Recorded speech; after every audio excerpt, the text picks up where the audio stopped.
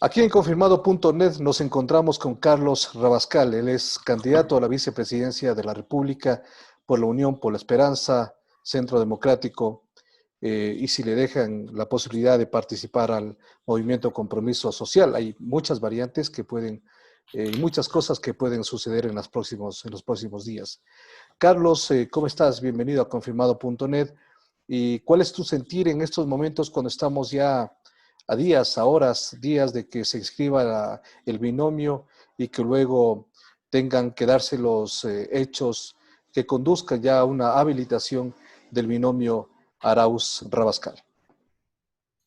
Gracias, Marco Antonio, por esta entrevista. Un saludo también a ti y a la audiencia de confirmado.net. En efecto, se ha armado un frame, un encuadre de tiempo atrás a la fecha en que se ha pretendido vender la idea o construir el imaginario, un imaginario con supuestos argumentos jurídicos de que no es viable la inscripción del binomio Arauz-Rabascal. Pero ese argumento viene básicamente muy puntual de dos abogados, nada más, porque hay en cambio una mayoría de abogados que no necesariamente son afines al progresismo, ni al correísmo, ni a la revolución ciudadana, que como por ejemplo el doctor Juan Ceballos en Guayaquil, el doctor Jorge Acosta es presidente del Tribunal Electoral, especializado en temas electorales, el economista Nicanor Moscoso, otro ex director nacional Del del PRIAN Tribunal Electoral, y del PRIAN Omar además, claro. Espino, Julia Villasís, Mauro Andino Espinosa, el propio Santiago Basabe, un politólogo muy entendido en estos temas, que dicen que no debe haber impedimento alguno para inscribir la candidatura al binomio Arauz-Rabascal.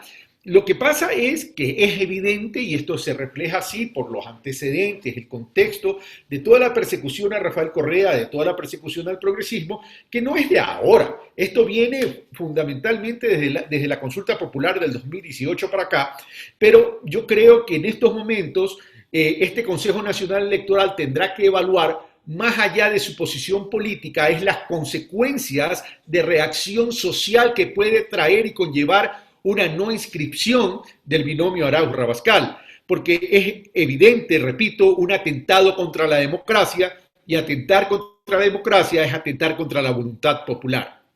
Evidentemente han existido también muchos pronunciamientos internacionales de expresidentes, de ex cancilleres, organismos. Entiendo yo que la misma Unión Europea está lista para venir en los próximos días y no esperar hasta el 7 de febrero cuando se instale o cuando sea el día de la elección, sino más bien venir con anticipación para evaluar este tipo de situaciones. Lo mismo sucede con las Naciones Unidas, es decir, varios organismos internacionales han expresado su preocupación por lo que está sucediendo en el Ecuador en el tema electoral. Definitivamente, y es así, es decir, expresidentes de la región han enviado una carta abierta, una carta al gobierno nacional y a las autoridades expresando su preocupación de esta violentación a la democracia y violentando los derechos a elegir y ser elegidos. Y también Naciones Unidas y otros organismos de carácter internacional se han presentado para constituir un observatorio para ver qué es lo que pasa con este proceso electoral. No hablo qué es lo que pasa en el proceso electoral en las fechas de febrero y abril, sino desde ya, desde estas posibilidades de inscripción y luego pues de calificación, porque a lo mejor aceptan la inscripción, y evidentemente yo creo que la jugada del Consejo Nacional Electoral es aceptar la inscripción. Lo que habría que ver es no tanto la inscripción, sino la calificación, porque cuidado dicen, luego de un proceso de varios días dirán, no amerita porque no califica, porque no han cumplido con tal cosa. Por tanto, cuidado, y le hago una llamada a la ciudadanía, que cuidado bajan la guardia, cuidado bajamos la guardia tan solo por el hecho de decir ya inscribimos. Ahí no termina el tema, termina es con la calificación de los candidatos del binomio. Efectivamente, ese es el tema y el punto central. Ahora, estamos ya prácticamente en tiempo electoral porque ya se convocó oficialmente a elecciones, se abrió el periodo de inscripciones. Entiendo yo que ya se va a inscribir el binomio inicialmente Arauz-Correa, luego el Consejo Nacional Electoral hará una evaluación, el famoso checklist para ver si cumple o no cumple con los requisitos, y es evidente que Correa ya no cumple con los requisitos por diversas circunstancias, y luego pues tendrán que solicitar al movimiento que en 48 horas cambien el nombre, y ahí entra Carlos Rabascal en escena.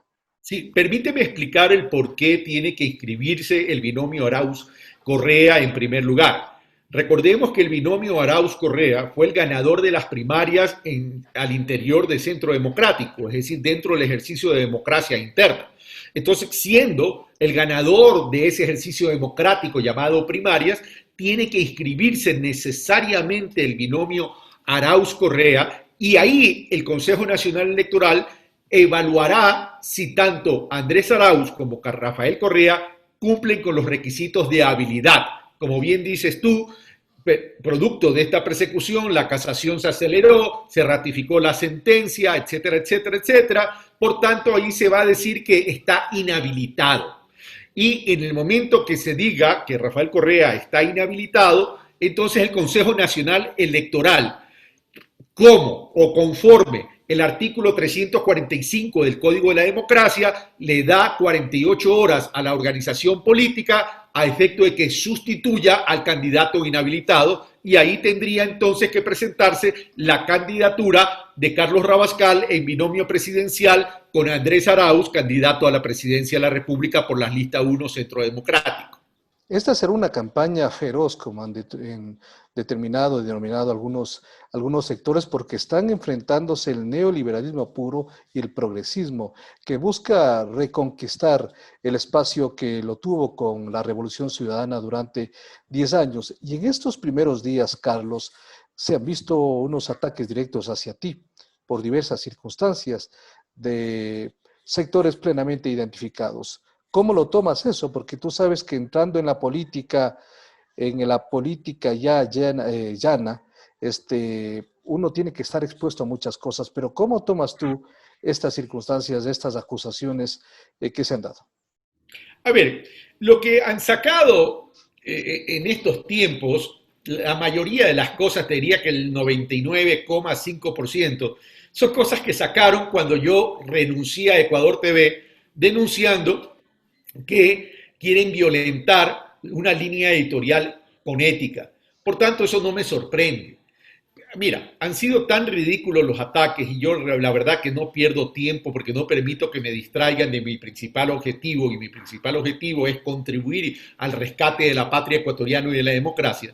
Me han sacado cosas tan absurdas como que yo soy accionista del Banco Guayaquil, dando a entender que yo tengo una gran participación de accionaria del Banco Guayaquil, porque por tanto soy socio de un banquero al cual yo he criticado pues, su participación en la política ecuatoriana. En ese sentido, para que la gente tenga idea, las personas tengan idea del nivel de la política que están haciendo, cuando yo tenía 18 años entré a trabajar al Banco Guayaquil, pero no al Banco Guayaquil de Guillermo Lazo. En esa época, te recuerdo que en los años 70 el Banco Guayaquil había quebrado y se reaperturó con la capitalización de los depósitos cuyos acreedores habían perdido la plata. Y yo entro a los 18 años de edad. Mi abuelo, el doctor Severo Rabascal, me regala una acción de 1.000 sucres. Cuando me regala esa acción de 1.000 sucres, porque él era accionista, me la transfiere, no es que yo he comprado. Y esa acción, con el feriado bancario y convertida a dólares a 25.000 sucres por dólares, muerte de risa. Claro. 4 centavos de dólar. Yeah. O sea, por favor. Después me sacan en una camioneta que yo conducía en el año 96, que en el balde iba la partidocracia. Perdónenme, la gente que me conoce saben que yo nací sin una pierna y es la pierna derecha, y por tanto yo no puedo manejar una camioneta de cambios mecánica. Tampoco soy yo. Entonces ya te comienzan a inventar cualquier cosa. La Federación Nacional de Periodistas, FENAPE, que es autollamada Federación Nacional de Periodistas, me dice que yo no soy periodista. Gran novedad. Si siempre dije que no era periodista. Entonces son ese tipo de cosas. Me sacan que soy accionista de unas empresas que nunca lo he sido. Por tanto, no le doy importancia. Más bien estoy concentrado en ganar las elecciones, acompañando a un joven profesional de altos quilates con elevadas credenciales profesionales académicas, reconocida nacional e internacionalmente, y que tiene una visión fresca de desarrollo del país, y allá tenemos que apuntalar, y que hemos armado un buen equipo, tanto dentro de la macroeconomía como la microeconomía, dentro del sector productivo, que Andrés Arauz me delega y me encarga la recuperación del sector productivo, la recuperación del empleo, pero con equidad territorial, y a eso me voy a dedicar. Y como el tema es bastante complejo, estoy concentrado al 100% en esos temas. Justamente hace pocos días que conversamos con Andrés Arauz en una entrevista, también decíamos que, bueno, que no es tan agradable comenzar siempre una entrevista cuestionando este tipo de circunstancias políticas, de que si se inscribe o no se inscribe, cuando debemos más bien aprovechar la oportunidad para escuchar de ustedes qué es lo que están planteando al Ecuador. ¿Por qué será diferente el planteamiento del progresismo al planteamiento del neoliberalismo? Porque son dos escenas que se van a enfrentar en estas elecciones. En estas circunstancias, la principal preocupación de los ecuatorianos, sin lugar a dudas, es la económica. Y en esa circunstancia, la falta de empleo. 2 millones de personas han perdido empleo pleno durante este último año, no solamente por el tema de la pandemia, allí se agudizó, sino por muchas circunstancias debido a las políticas económicas del gobierno. Entonces, ¿cuál va a ser la respuesta a toda esa gente que está desempleada, que está desesperada, que no tiene recursos para comer, para otro tipo de circunstancias? Mira, te contesto el tema del empleo, que es fundamental, porque para reactivar la economía necesitamos recuperar el empleo, porque el trabajador con ingresos consume en la economía, mayor consumo, mayor producción, mayor empleo, mayor inversión. Pero vamos a lo siguiente. Tú preguntabas cuál es la diferencia entre nuestras propuestas, entre nuestra visión progresista versus el neoliberalismo. Y la propuesta lamentablemente, o la diferencia lamentablemente se deriva de un impacto negativo en la vida de las familias ecuatorianas. Porque yo le recuerdo al pueblo ecuatoriano, es quienes aprobaron la mal llamada ley humanitaria. ¿Con qué voto se aprobó la mal llamada ley humanitaria? En el cogobierno de Moreno y de Lazo. Yo te recuerdo que en esa ley mal llamada humanitaria, que establecía, primero, daba luz verde a los despidos de forma masiva, y adicionalmente a los que se quedaban y mantenían su trabajo, les reducían se les redujo, el 50% de los ingresos hasta por 2 años. Entonces yo pregunto, ustedes, ecuatorianas y ecuatorianos, ¿les pueden creer a Guillermo Lasso, que dice que va a recuperar el empleo, cuando hace pocos meses aprobaron una ley quitándoles el empleo y reduciéndole los ingresos a las ecuatorianos y los ecuatorianos? Es creíble que quien les quitó los ingresos, que quien les quitó el empleo, que quien les quitó la paz y la tranquilidad familiar, les puede recuperar el trabajo y el empleo? Yo creo que ahí hay una diferencia abismal, porque nosotros lo que vamos a hacer es revertir esa realidad y más bien derogar esa ley mal llamada humanitaria para establecer una protección al trabajo y una protección a la producción. ¿La medida será entonces derogar la ley? ¿Es una ley orgánica? Tiene que ser así, porque, Marco Antonio, es por 2 años que te quitan el 50% de los ingresos. 2 años. Cuando tenemos que hacer todo lo contrario. ¿Qué han hecho los países en el mundo? Han inyectado recursos económicos a la economía real, a la economía de la producción, a la economía de los servicios, protegiendo el empleo. Pero por otro lado, la otra diferencia entre nosotros, progresismo, este nuevo progresismo, y el neoliberalismo, es que con Andrés Arauz hemos entendido que nuestra prioridad es la gente, que vamos a gobernar para la gente, no vamos a gobernar para los grupos corporativos o tenedores de bonos soberanos del Ecuador. Entonces, ¿qué significa gobernar y proteger a la gente? Proteger la vida, proteger la salud, proteger la educación, proteger la producción y proteger el empleo. Y en ese sentido hemos planteado una reconciliación nacional basada en la reactivación económica para recuperar el empleo con equidad territorial, pero también encontrando causas comunes, Marco Antonio, para que esos recursos originados en el Ecuador y que están en paraísos fiscales puedan venir al Ecuador a financiar proyectos específicos, dándole las garantías a aquellos que tienen esos dólares afuera, que se los va a respetar, pero que financien esos proyectos que deben ser privados adicionalmente. No va a Pero ser por tan otro fácil. lado, Te decía, Carlos, que no va a ser tan fácil y no va a ser inmediato tampoco. La gente sin duda va a necesitar respuestas inmediatas porque la gente se impacienta al ver la situación de crisis que está viviendo. Ustedes definitivamente no van a encontrar la mesa servida como sí lo encontró, como sí lo recibió Lenín Moreno. Ustedes van a encontrar un país altamente endeudado por la deuda como ha crecido en el gobierno de Moreno, un país quebrado con una situación de la política pública prácticamente destrozada. ¿Cómo actuar entonces? ¿Cuáles serán las prioridades iniciales para comenzar a tratar de ver la salida a este mal momento que está viviendo el país? a ver, no es momento de cargar impuestos al Ecuador. Primero quiero partir de algo que es fundamental y que quiero que quede claro. El gobierno de Andrés Arauz y Carlos Rabascal va a mantener y fortalecer la dolarización. Ese es punto de partida. Es un punto de partida, pero tremendamente importante, Marco Antonio.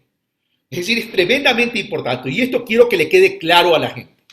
Vamos a mantener y fortalecer la dolarización. ¿Y qué vamos a hacer para mantener y fortalecer la dolarización?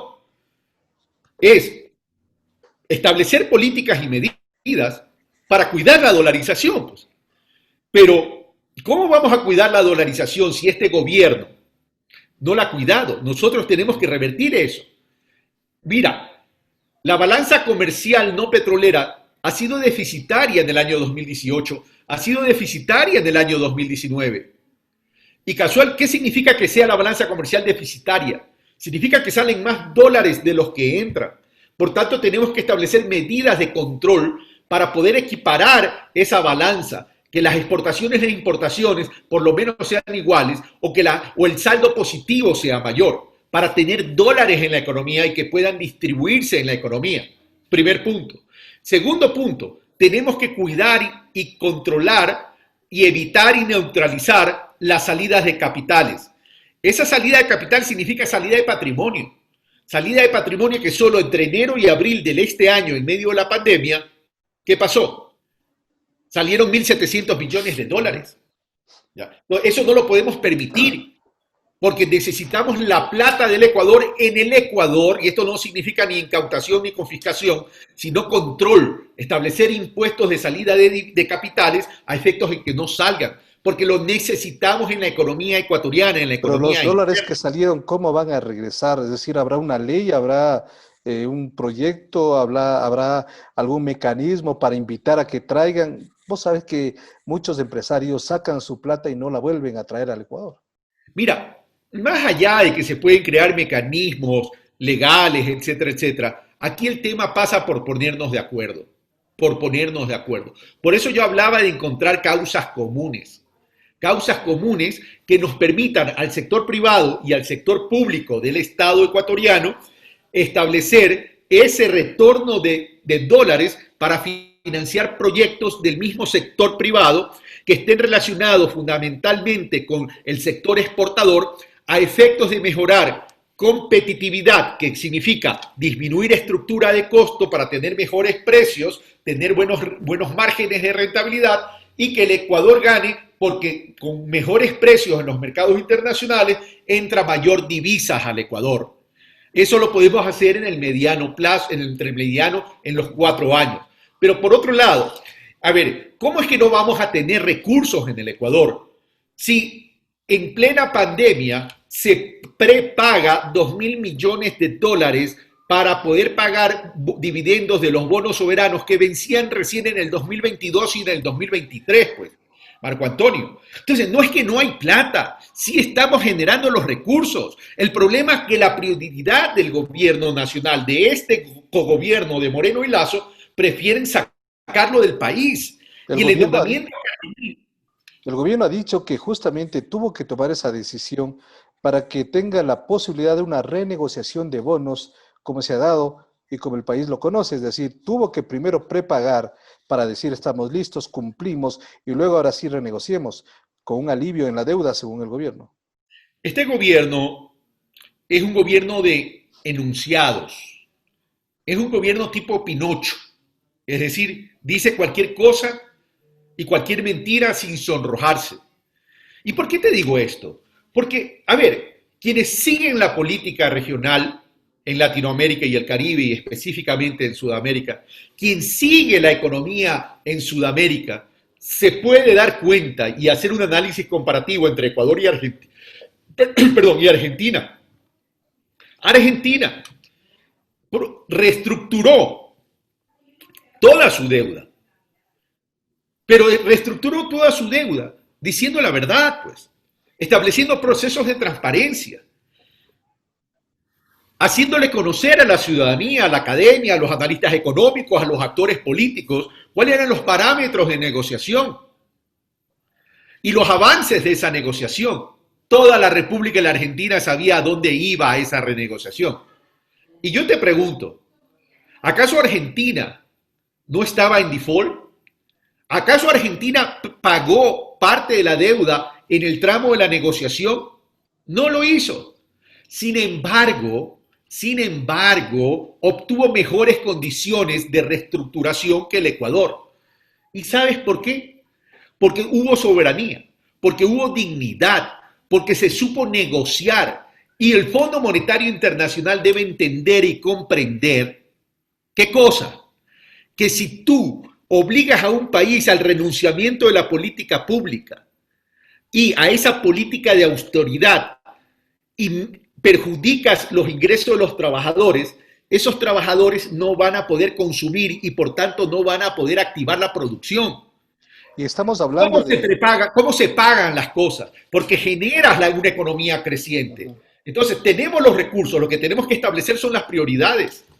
Y estamos hablando de un monto de deuda que es absolutamente abismal, el de Argentina, la deuda que contrajo Macri, más de 60.000 millones de dólares, frente a los 4.000, 5.000 millones que solicitó, 6.000 millones al Fondo Monetario Internacional el gobierno de Moreno, es decir, no hay punto de comparación. Sin embargo, los resultados tú ya los adviertes. Otro tema que es sumamente importante para los ecuatorianos y tener claro ya lo que puede suceder más adelante. ¿Qué va a pasar con las empresas públicas que finalmente sí han sido rentables? Por ejemplo, la refinería de Esmeraldas está a punto de concesionarse por 25 años a la empresa privada.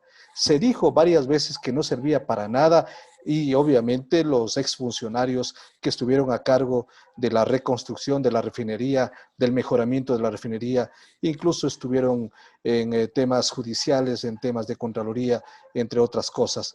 ¿Qué hacer con la riqueza que tiene el país en grandes obras que se hizo y que muchas de esas no han sido continuadas? En algunos casos han sido incluso, han retrocedido en cuanto tiene que ver a su gestión.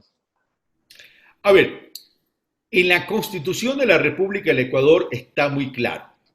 No se puede transferir la propiedad de empresas del sector estratégico.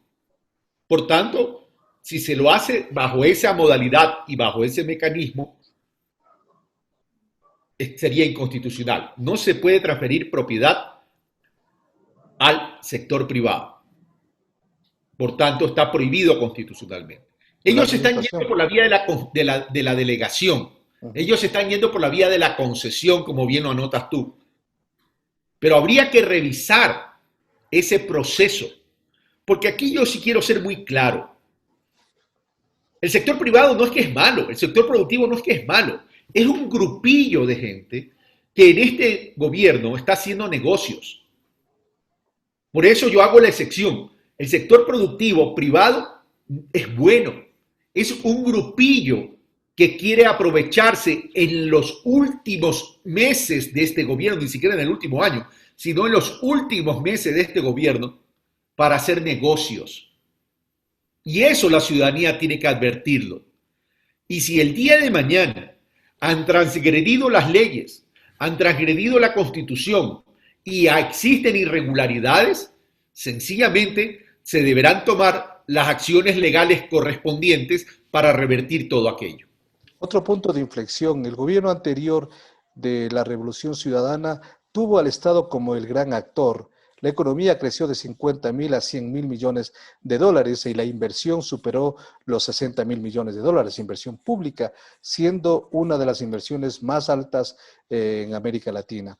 Este gobierno pues no ha invertido en el sector público, ni tampoco el sector privado lo ha hecho. Es decir, la inversión ha sido mínima.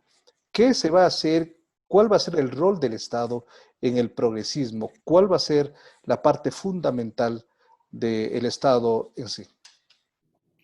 Hay que hacer una diferencia del por qué un Estado se endeuda y el para qué se endeuda. Y una precisión parto. La economía ecuatoriana en el año 2007 era de 47.000 millones de dólares y al año 2017 era de 100.000 millones de dólares. Y aquí hay que evacuar un error que algunos analistas a propósito lo dicen, tratando de posicionar de que ese crecimiento fue producto del precio del petróleo. Alto precio del petróleo. Sí. Si tú sacas el promedio del precio del petróleo en los 10 años, estaba en el orden de los 55. ¿Sí? Y si tú miras el producto, la estructura del Producto Interno Bruto, es decir, la estructura de la economía ecuatoriana, tú vas a ver que el sector petrolero representa más o menos 10, 12%. Por tanto, el resto es economía privada. El resto es economía privada. Y aquí viene un tema importante que hay que establecer como diferencia con ese modelo neoliberal de austeridad concentrador de riqueza. El endeudamiento del gobierno de Rafael Correa tuvo un promedio más o menos de 1.500 millones de dólares año. El endeudamiento de Moreno en los 3 años tuvo un endeudamiento de 5.500 millones año. Promedio. Promedio. Es decir, en 3 años se endeudó tremendamente. La diferencia es que a partir de los flujos futuros de recursos que tenía el gobierno de Correa, Correa administró una deuda que iba en relación con la inversión pública que tú mencionabas. ¿Y por qué es importante la inversión pública? Porque esa inversión pública se incorporó en la economía real de la producción. Y por tanto, cuando viene el Estado ecuatoriano y dice, voy a construir esta vía, ¿verdad? No es que el Estado, a través del gobierno, la hace. El Estado la contrata ¿con quién? Con el sector privado. Ya, entonces, obliga al sector privado a activar la economía. Cuando el Estado dice, voy a invertir en puertos y aeropuertos, en presas, represas, en escuelas, hospitales y otra obra pública más, entonces contrata con el sector privado y vuelve a activar la economía. Cuando el Estado ecuatoriano entonces hace inversión pública, activa la economía. Y cuando activa la economía en el sector privado contrata gente. Y esa gente, que son seres humanos, tiene ingresos. Y esos ingresos que tiene los utiliza para consumir. Y cuando tú consumes, ¿qué consumes? Productos que alguien los fabrica, que alguien los produce. Y ese alguien que también los fabrica y alguien produce, necesita de trabajadores y sigue pagando a esos trabajadores. Entonces, la economía tiene un efecto multiplicador y se va distribuyendo en todo el país. Eso es lo que no ha entendido este gobierno y eso es lo que nosotros sí vamos a hacer. Recuerda tú que a partir del año 2016, en la que denominó el expresidente Correa la tormenta perfecta, le cayeron todas las plagas y todos los males, el terremoto, la caída de los commodities, la apreciación del dólar, entre otros aspectos. Y tampoco la empresa privada es que se sumó a este gran llamado para la inversión pública o la inversión en obra pública que es tan necesaria en el país. ¿Qué va a ser diferente ahora? ¿Por qué la empresa privada se va a sumar al llamado de ustedes? Porque la empresa privada sabe que en los 10 años anteriores, ¿qué tuvo? Incremento de sus ventas, incremento de sus utilidades, tuvo una estabilidad y un crecimiento con las políticas progresistas. Y que en este gobierno neoliberal ha tenido un remesón tremendo, porque sus ventas se han venido abajo, porque han despedido gente, porque los trabajadores y la sociedad ecuatoriana han visto mermadas sus ingresos. Entonces, aquí también hay otra diferencia. El ciudadano y ciudadana y el sector productivo se ha dado cuenta que el Estado es tremendamente necesario. Que ese discurso que el Estado debe ser casi mínimo ya no tiene cabida, porque en el mundo se dieron cuenta que los Estados son necesarios casualmente para proteger en momentos de crisis y salir de la crisis. Lo que hay que sentarse a que nos involucremos todos en un plan de reactivación del país, en lo económico, sí, en lo productivo, sí, en el empleo, también, en lo social, fundamental. A través de decretos, el presidente de la República prácticamente desapareció los medios públicos, Correos del Ecuador, TAME y otras empresas públicas. ¿Qué van a hacer ustedes en estos casos? Vamos por el tema que nos apasiona porque hemos sido parte de los medios públicos en un momento determinado. ¿Se va a reconstituir los medios públicos? ¿Qué se va a hacer en estas circunstancias? Ley de comunicación, fortalecerla. Medios públicos, restituirlos, reconstituirlos, fortalecerlos con autonomía para que no sean medios gubernamentales y que se rescate el valor de lo público. Así de sencillo. Imagínate tú la importancia de los medios públicos, cómo se los hubiera necesitado hoy en medio de la pandemia en temas de educación, en temas de salud pública, para educar y orientar a la gente. Por tanto, hay que hacerlo, hay que hacerlo. Pero por ahí dijeron, no es un dato que todavía lo he confirmado, que quieren vender los activos de Ecuador TV. Cuidado, yo advierto que cuidado, yo advierto que cuidado. Y cuidado también con las irregularidades de asignación de frecuencias a última hora. Cuidado. Sobre TAME, sobre Mira, Correos del Ecuador. ese es otro tema. Creen que vendiendo recuperan, porque ahora la palabra de moda es monetización, Ajá. ¿ya? Entonces, esta palabra que parte de un estilo comunicacional, que suena muy bonito, que se dice vamos a monetizar. ¿Qué significa monetizar? Vender. ¿Vender para qué? Para obtener un ingreso. ¿Tú crees que con la venta de TAPE y con la venta de Correos del Ecuador se resuelven los problemas estructurales del país? Es como cuando Moreno recién se posicionó y dijo, vamos a vender los aviones presidenciales porque no los necesitamos. ¿Cuántos vendió? Ninguno. A ver, no se están dando cuenta que hay empresas públicas que hay que mejorar el modelo de gestión, por supuesto, eso estamos claros, pero que hay empresas públicas que no toda empresa pública está obligada a generar una renta monetaria. Hay empresas públicas que están orientadas a generar una renta social. ¿Y cómo se mide una renta social? La renta social se mide por la contribución y el impacto que tiene en el desarrollo de los distintos territorios del país. Entonces, es un reflejo, o esto refleja que estas personas que están manejando este cogobierno de Lasso y Moreno no entienden la importancia del Estado. El Estado en su conjunto, incluyendo algunas de estas empresas públicas, el concepto de empresas públicas, tienen no se lo debe ver como un estado de pérdidas y ganancias, se lo debe ver como un estado que genera oportunidades de desarrollo. Ya en esta parte final, Carlos, ¿cómo devolver al pueblo ecuatoriano justo lo que ustedes dicen, la esperanza? Un pueblo que ha perdido la fe, un pueblo que está muy triste. Tú sabes, tú sales a las calles y ves a la gente que está triste, que no tiene posibilidades, que ha perdido el empleo, que no sabe cómo va a tener otro empleo de manera inmediata. Sostiene, de acuerdo a algunas encuestas, que en los próximos 6 meses la situación será peor a la que estamos viviendo ahora, no solamente por el tema de la pandemia, sino por la crisis económica que se ha generado por las decisiones de este gobierno. Mira, A la esperanza hay que alimentarla. Es como el amor. Tienes que prender la llama todos los días. Tenemos que enamorarnos del país. Todos, en los distintos estratos, territorios, razas, etnias, todos tenemos que enamorarnos del país. Pero ¿cómo alimentar esa esperanza?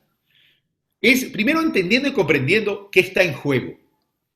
Febrero del 2021 está en juego es o la continuidad de un modelo neoliberal austero que le quita plata familiar a ustedes, que le quita los trabajos a ustedes, o un modelo progresismo que parte de una economía social y solidaria que ya lo demostró durante 10 años, que genera crecimiento económico, que disminuye iniquidad y pobreza, que genera empleo. Y ahí hay una diferencia abismal. Y si tienen alguna duda, queridos amigas y amigos, les voy a poner una metáfora. Abran sus refrigeradoras y créanle a su refrigeradora. Créanle al estado de su tarjeta de crédito. Créanle a ver cómo su vida ha disminuido en términos de calidad y cuántas personas como miembro de familia han perdido sus empleos. Abra su refrigeradora, revise su refrigeradora y cuando quiera llenarla, pregúntese cuánta plata tiene en su bolsillo. ¿Cuál será el rol del líder indiscutible del progresismo, de la Revolución Ciudadana, Rafael Correa, durante su gobierno? Como todo expresidente,